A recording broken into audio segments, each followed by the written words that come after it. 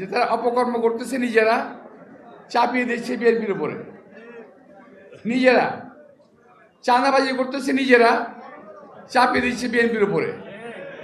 কি দুর্ভাগ্য আমাদের, ওদের সরকার ক্ষমতায় আর আপনারা বলেন যে বিএনপি চাঁদাবাজি করে। সরকার কি করে?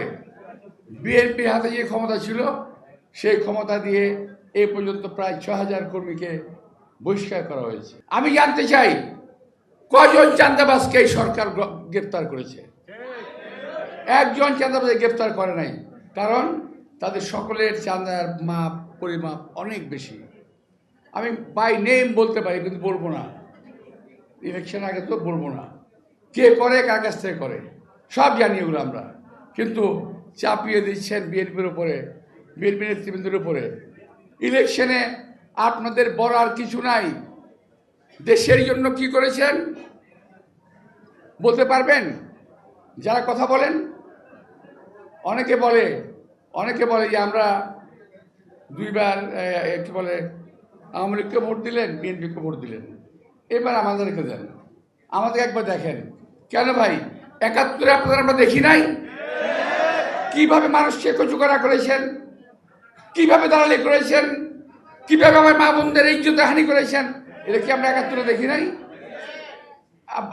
আবার আরেকজন বলে কি জানেন, ওদের বলার কিছু নাই, বলে আমরা কি একটা যোদ্ধা, বলে ওরা যোদ্ধা, একটা যোদ্ধা ওরা, আমরা মুক্তিযোদ্ধা, ওরা আরেকটা যোদ্ধা। ভাই আমরা তো মুক্তিযুদ্ধকে দেশ স্বাধীন করেছি, তোমরা কি স্বাধীন করেছো? তোমরা একটা অপশক্তিকে দেশ থেকে বিতাড়িত করেছো, ঠিক আছে, এগ্রি করি, আমি স্বীকার করি। কিন্তু আমরাও আমাদের বয়সে এক সময় এরশাদের মতো, হাসিনার মতো স্বৈরাচারের পতন কিন্তু আমরা ঘটিয়েছি। আমরা বলি নাই এই জন্য আমাদেরকে মন্ত্রী বানাতে হবে, আর তোমরা তুমি একটা পতন ঘটাই কয় যে আমরা মন্ত্রী বানাতে হবে। আমরা মুক্তিযুদ্ধের পরে যা যা কাজে ফেরত গিয়েছিলাম, আমরা কি বলি নাই আমাদের মন্ত্রী বানাতে হবে? আমরা যা যা কাজে ফিরে চলে গেছি, আমরা কলেজে পড়তাম, ইউনিভার্সিটিতে পড়তাম, সে পড়াশোনা করতে চলে গেছি।